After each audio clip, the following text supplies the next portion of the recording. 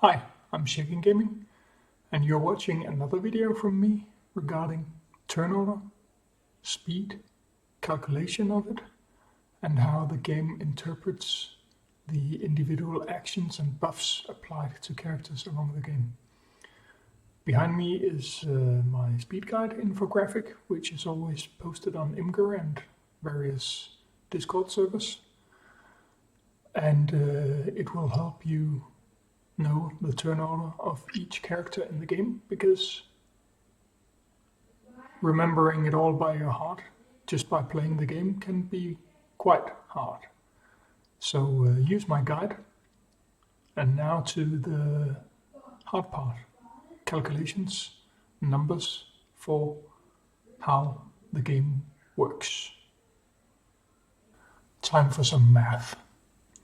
With the old understanding of how speed worked, Scientist Supreme, with a speed of 97 and an initial turn meter of 100, would use 9.28 ticks to reach 1000 turn meter, which effectively would give her 107.8 effective speed on first turn.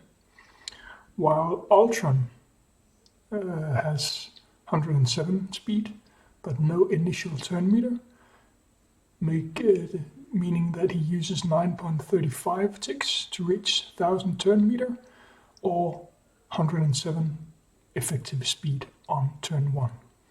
So with the old math, Scientist Supreme should be faster and Ultron slower. I've made an example to show what happens if you pair those two in a match. To test out the calculations of Scientist Supreme's speed versus Ultron's speed on turn 1, I have gone and created this blitz match so you can see for yourself who act first, Scientist Supreme or Ultron, because that's really the turning point for whether the calculation is correct or not. Here we go. Let's see. Couldn't find a team with only slow characters, so Deadpool had to move first. Then Tank, who's relatively fast, and then Ultron. So as you can see, Ultron is faster on turn 1 than Scientist Supreme. So the new understanding is more like this. This is how the turn game function. Every tick in the game, or game turn, increases the turn meter of all characters by their current speed. When a character reaches 1000 turn meter, he qualifies for an action. The character with the most turn meter act first, but the ticks are only integers, whole numbers. If two characters have the same turn meter and the same number of ticks to reach the turn meter, the character with the highest current speed act first. If these are also the same, then it's random who gets the first action. After each character takes a turn or an action, remove 1000 turn meter from that character. If we apply this to the calculation of the speed for Ultron and Scientist Supreme, we, instead of the above, get this.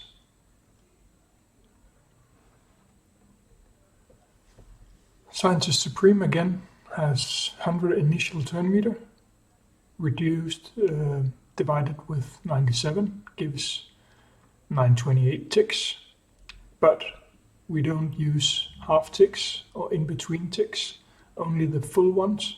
So that gives 10 ticks of 97 speed plus the initial 100. That results in Scientist Supreme to reach 1070 turn meter or 170 effective speed on turn 1.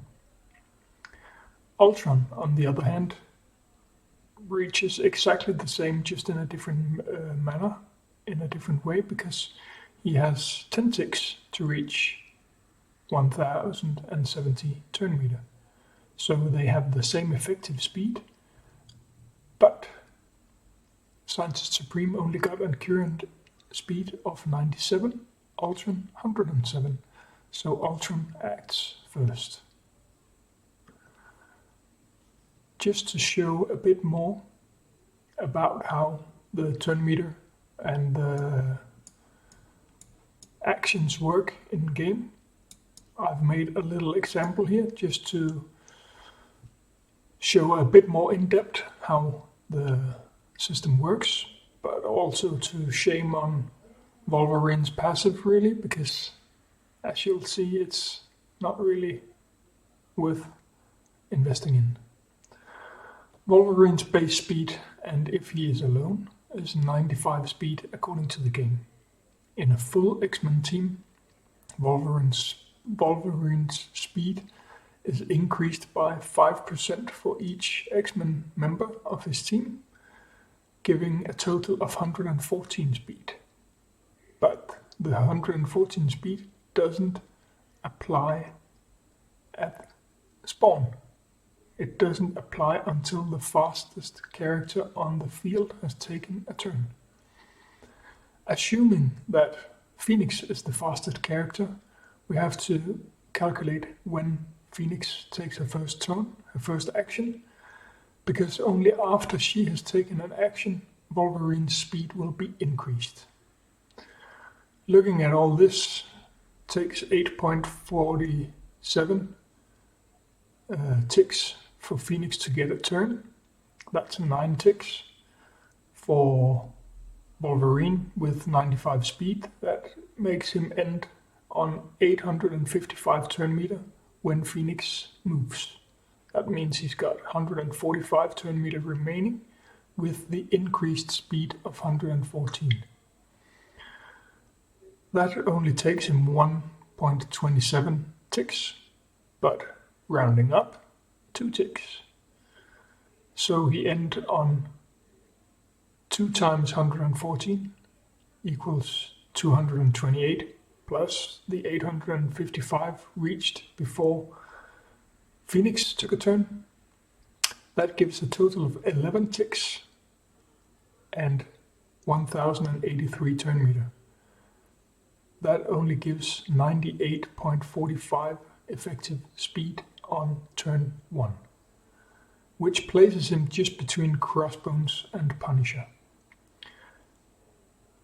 So not really 114, even though he should have, but on turn 2 he will have 114 speed. But he's already behind when it reaches that point. This is just an extra example to show how the turn meter and ticks work in the game. If you already saw this part from my other video regarding turn meter, just jump ahead. But for those that haven't, I'll just go through it. As I said, we have Loki here on red, and we have Black Widow on green. That's just the two I'll talk about now.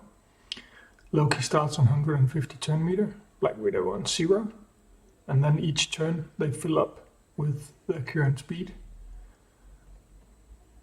135 for Black Widow, and I think 114 or 17, something like that for Loki. With the old calculation, Loki would actually reach 1000 turn meter before Black Widow.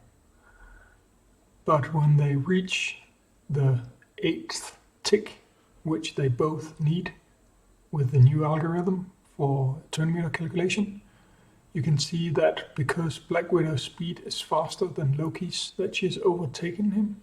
So instead of him being just slightly faster than her, she will act before Loki in the game.